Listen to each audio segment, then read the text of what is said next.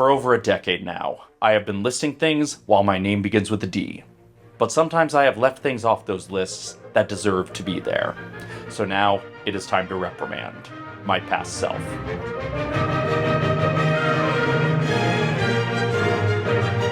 Welcome to the D-List, the show where you know what, this shouldn't be your first episode of the show, go watch another one first. In fact, go watch these ones before you watch this one, because these are the ones I'll be revisiting today. These are the previous lists where I fully forgot or didn't include an entry that really deserved to be there. And this should go without saying, but just to be perfectly clear, this show is entirely opinion-based. I try to explain my reason for my opinions, but everything is ultimately ranked according to my personal taste. And I've been told that you can't argue with personal taste. But your taste is wrong. So there may be things that you think are glaring omissions from previous lists that I just don't. But these are the things that I personally have beat myself up over forgetting to include in earlier lists. Let's get started. Regrets. I've had a few. Number 7. I listed my favorite unreleased Weird Al songs, focusing on songs he's performed only in concert. There's one song I thought about including, but I decided at the time that it didn't qualify for the list. But I've since waffled on whether or not it counts, and it got enough comments asking about it that it's worth addressing, and that is You're Pitiful. You're pitiful. You're pitiful. You're pitiful. It's true. You're Pitiful was, of course, Al's parody of James Blunt's You're Beautiful, a song that was so overplayed that it had to get the Al treatment. Never had a date that you couldn't inflate. The reason I thought this didn't qualify for the list at the time is because the song was officially released just for free on WeirdAl.com. It wasn't ever sold or included on an album because even though James Blunt said yes to the parody, Atlantic Records said no. This was, I believe, the first time Al had ever been denied permission by the label instead of by the artist. Now, this ended up being a blessing in disguise because it meant Al had to write a new lead single for the album instead, so he just quickly cranked out a little ditty called, Oh, White and Nerdy. See me roll on my Segway. Yeah. Needless to say, that ended up being a much bigger hit than You're Pitiful likely would have been. You're Pitiful was a fine reaction to the song it was spoofing, but White and Nerdy tapped into the zeitgeist in a way that fully eclipsed the song it was spoofing. I've been browsing, inspecting X-Men comics, you know I collect them. Al later had his passive-aggressive revenge on Atlantic Records, both in the video for said bigger hit, as well as in the live performances of You're Pitiful. And maybe it's because of that passive-aggressive revenge that Al was denied permission twice more by the label to include the song, on either the Essential Weird Al Yankovic or on Medium Rarities. Yeah, not on here. Pac-Man's on here, the Harrison estate was fine with the Taxman parody, but You're Beautiful is just too sacred to be parodied on a compilation of Al songs. So arguably, this is Al's most unreleased song, the song that has been denied permission to be released the most times. But out of all of his unreleased songs, it's the most released because anyone can listen to it for free from the source. You still live with your mom and you're 42. So long story short, I still don't know whether or not I should have included You're Pitiful on that list, but I probably should have at least given it an honorable mention alongside the Yoda chant. Speaking of Al, I've also gone back and forth since releasing the self-referential songs D-list if 6 Words Long is really Al's best self-referential song, or if I should have given it to Don't Download This Song. So don't download this song. Because, Don't Download This Song is less about itself as a song and more about itself as a product. But it might be a more clever use of self-reference because it's using the song as a PSA about the song, and the only reason to download the song is to listen to the PSA telling you not to download the song, a song which, by the way, was also available for free download from Al. Don't take away money from artists just like me. How else can I afford another solid gold Humvee? I don't know, maybe I should have included both. I had both Paul and Storm and Da Vinci's Notebook on the list, so I could have had multiple Al songs. Regrets. I've had a few. Number 6. An early D-list topic was my favorite TV characters who wish they were TV characters. Not TV characters who know they're TV characters, not full-on fourth wall breakers, just fictional characters who related more to characters who were fictional in their world than to the people who really existed in their world, and who wish that their world was more like the worlds that were fictional to them. It was a hard concept to explain concisely in a YouTube title. It was basically an excuse to make Abed number 1. And that's canon. What do you... I limited the list to TV characters because at the time I was writing it, I couldn't think of any characters from other media who really qualified, and I'm not sure why, because almost immediately after releasing the video, I remembered one of my favorite movie characters absolutely qualifies, Danny Butterman from Hot Fuzz. Have you ever fired your gun up in the air and gone, ah? No, I have not ever fired my gun up in the air and gone, ah. Danny's constant questioning, asking Nick Angel if he's ever done cool action movie cop things, is absolutely sublimated from a desire to do all those cool action movie cop things himself, to be in his own Point Break or Bad Boys 2. Point Break or Bad Boys 2? Which one do you think I prefer? No, I mean, which one do you want to watch first? And of course, by the end of the movie, he gets to be that very action movie cop he wants to be. After he showed Nick Angel how to become the action movie cop he didn't know he could be. How's Lurch? He's in the freezer. Just say cool off. No, I didn't say anything, actually. Shame. Obviously, this is only fun because it's fictional. In real life, all cops are Butterman. Also, I'm disappointed in Nick for being involved in a certain TV reboot of a certain franchise. By this point, I had already included Simon Skinner on my favorite comedy villains list. I absolutely should have included Danny on this list. Regrets. I've had a few. Number 5. Oh, wait, I gotta go on location for this one. Hold on. Okay, so my most cathartic list was my pet peeves about a certain old job I had for several years. This one. Not this location, but, you know, this job. I listed a lot of annoying things that corporate did and a lot of annoying things that customers did. Now, I could go on way more rants about corporate, especially their attitude towards the company's recent unionization efforts, but the video wasn't dedicated to major grievances, it was dedicated to little pet peeves, minor annoyances. And there is one annoying habit of customers that I forgot to mention, and that is making a big deal out of ordering a plain coffee. Don't get me wrong, I loved it when people ordered plain coffee because it was literally the easiest drink to make. It was the anti-frappuccino, but it was when they were obnoxious about it. You know what I mean? We all know the cliches. Oh, nobody orders actual coffee at Starbucks. It's all just dessert drinks with a tiny bit of coffee in them. And I mean, they certainly push the expensive drinks, but like, they have regular coffee too, you know? Just because I don't like coffee without a Sunday toppings bar worth of sugary flavor doesn't mean our customers don't. At the time I was working there, regular black coffee was still our biggest seller. People would come in every morning, order a regular hot cup of coffee, be it a Pike Place or a dark roast or a blonde roast. They'd order regular black coffee, maybe coffee with room for cream and sugar in there, but like normal coffee. And yet, constantly, people who apparently have been making a point to deliberately avoid Starbucks their whole life were suddenly finding themselves in emergency situations where they had to come in and act like it was such a big deal that they were ordering regular coffee as opposed to one of our fancy chinos or whatever. It would always be these old guys coming in like, I don't want no fruity foam or whatever, I want normal American coffee. What is this weird persecution complex going on here? We have plenty of normal coffee. You are allowed to order it. Nobody is going to secretly force you to have a mocha. You can get hot black coffee, and you're complaining about the unavailability of the most available possible drink. This complaint is an even bigger cliche than complaining about the drink size names to the point where David Wayne parodied both of these complaints in scenes with Paul Rudd. Half calf, decaf. No foam, hold the foam, no cream. What happened to just a good old-fashioned cup of coffee? No, it's also confusing, right? It is so confusing. So, yeah, another relatively minor but still annoying nitpick about a thing I had to deal with at Starbucks. Now back to the nebulous space that I list things from.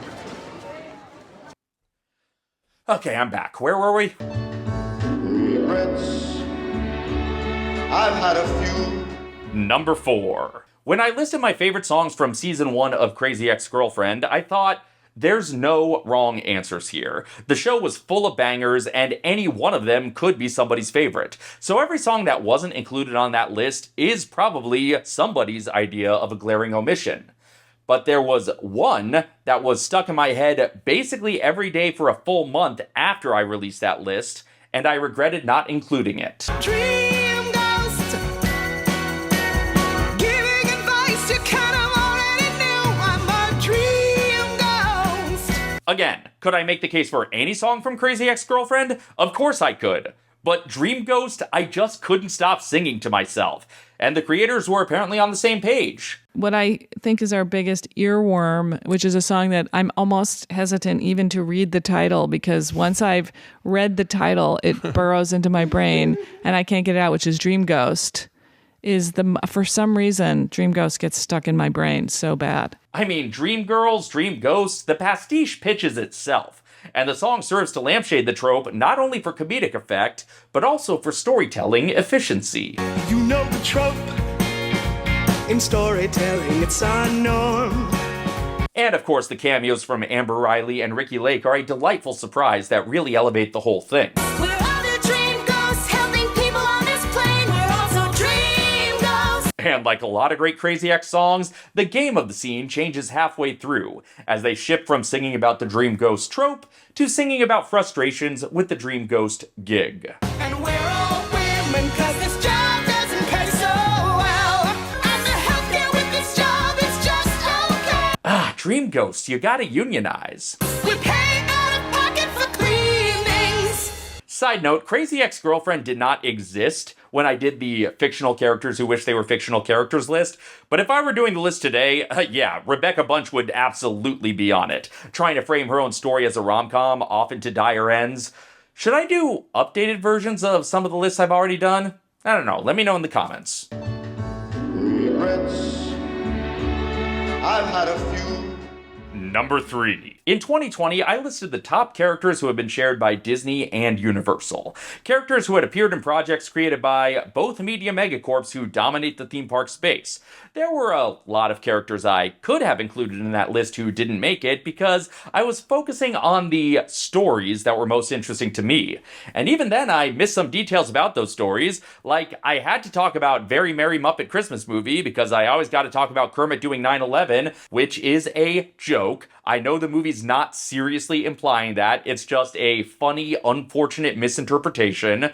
But even then, that's not the only story that involves Universal and the Muppets. Like, did you know that through weird pre-existing contracts, Disney owns the movies The Muppet Movie and The Great Muppet Caper, but Universal owns the theatrical distribution rights for those movies? So when they get theatrical re-releases, that's through Universal? It's complicated. And yeah, I briefly mentioned some other characters that I didn't go into in the video, like the Ninja Turtles and Mario, but there was one I forgot to mention at all in the video itself, and of course we all know it, let's all say it together, the cast of Oh Brother, Where Art Thou? I am a man of constant sorrow. I've seen trouble all my day. Yes, the Coen brothers' loose retelling of the Odyssey, named after a Sullivan's Travels reference, was a co-production of Universal and Disney's Touchstone Pictures. So this is characters shared by Disney and Universal in the same project that's shared by Disney and Universal. It's one of 2 films the 2 studios would co-produce alongside Cinderella Man. You know, Cinderella Man. He's a Disney princess man. How to recognize your customer. Who are you dealing with? It's an exercise in psychology, so to speak. Buena Vista covered US distribution, and Universal covered international. Okay, this time for real. Say it with me all together. Doesn't the fact that it's Universal make it international? Well, I don't want FOP, goddammit. I'm a Dapper Dan man. But Universal held on to the theme park presence. Meager theme park presence, but there it is. You don't find that in DCA. Now, in my research, I haven't learned why these two studios came together for this particular movie, so I'll admit maybe this isn't one of the more interesting stories of shared custody between the mouse and the woodpecker, so you might think this isn't really that glaring an omission. But the reason this omission is particularly glaring to me is because I had mentioned it before. Before I did this list, my first mention of the idea of Disney and Universal sharing characters came from a mostly unrelated list. This episode makes history by inviting Sean and Ed to join the likes of Oswald the Lucky Rabbit and the cast of Oh Brother Where Art Thou as characters who are technically both Disney characters and Universal characters. Yeah, that aside basically inspired the full list, and when it came time to write the list proper, for some reason, Oh Brother completely slipped my mind. I'd say it counts as an omission from a list when I forget to even mention one of the few things that inspired the list. Regrets. I've had a few. Number 2. The third D-list episode was the top 9 villains in comedy. And ever since that episode premiered, people have asked me why I didn't include such and such villain from such and such comedy on that list. Some have asked me why I didn't include Walter Peck, or Yzma and Kronk, or The Mads. And while those are all characters that I like, I was specifically counting villains who were both actually funny and legitimately threatening. Walter Peck may be a legitimate threat to the protagonist, but he's not particularly funny, even if he is in a comedy movie. He's a straight man and not the type who gets as many laughs as the comic. He's not Jack Bennying this. Conversely, Yzma and the Foresters and their henchmen are funny, but I don't really take them seriously as threats. And some people have brought up some other characters who probably do qualify, but they weren't characters I was particularly familiar with. And some people asked why I included one character over another from the same franchise.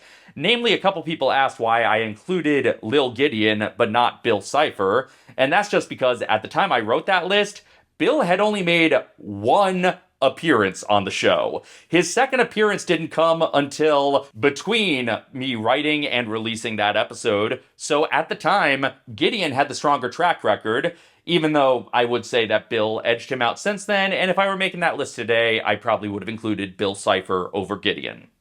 But there is one character that I should have included at the time that I straight up forgot to include, and that is GLaDOS from Portal. Well, you found me. Congratulations. Was it worth it? Because despite your violent behavior, the only thing you've managed to break so far is my heart. Ha, GLaDOS, my second favorite video game villain. How could I neglect you? The robot who doesn't quite understand humanity, but will run endless tests on you, mocking you all the way. Never mind. It's a mystery I'll solve later. By myself. Because you'll be dead. GLaDOS's one-liners are simultaneously genuinely hilarious and genuinely threatening. She pretty much epitomizes everything that list was all about, and it's truly a failure on my part that I forgot to mention her. Good news. I figured out what that thing you just incinerated did. It was a morality core they installed after I flooded the enrichment center with a deadly neurotoxin to make me stop flooding the enrichment center with a deadly neurotoxin. So get comfortable while I warm up the neurotoxin emitters. And she goes out with a Jonathan Colton song. What more could you want? Admittedly, she became an overused internet meme for a while there, but just because people can get obnoxious about a good thing doesn't make that thing less good. I invited your best friend, companion Cube. Of course, he couldn't come because you murdered him. All your other friends couldn't come either because you don't have any other friends, because of how unlikable you are. It says so right here in your personnel file. Sure, her, she becomes an uneasy ally in Portal 2, and there are hints that she's actually more fond of you than expected, but she still counts as effectively comedic and effectively villainous, and she absolutely deserved to be on that list. Very formal, very official. It also says you were adopted, so that's funny too. Regrets. And the number one glaring omission from a previous D-list, an early D-list, was my favorite songs that were under 20 seconds long. Short, snappy comedy songs that get in and out of the punchline real quick. I knew I wanted to do this list since even before I started doing the D-list, and when it came time to actually write it proper, I remembered that I wanted to include a Homestar Runner song, but I could not remember which one I wanted to include, and in a rush to get the video done, I just threw in the Cheat Commandos theme. Buy all our playsets and toys. And you know, I do love Cheat Commandos, but then I later remembered that wasn't the song I wanted to include on that list. The one I wanted to include was not only even shorter, it's a real popular song. Stave it off, 1, 2, 3, and now you can count to 3. Forgetting to include this on this list was shameful. There's no other word for it. I am ashamed that I, a guy whose vocabulary is 90% words invented by the Brothers Chaps, forgot to include this song in this list.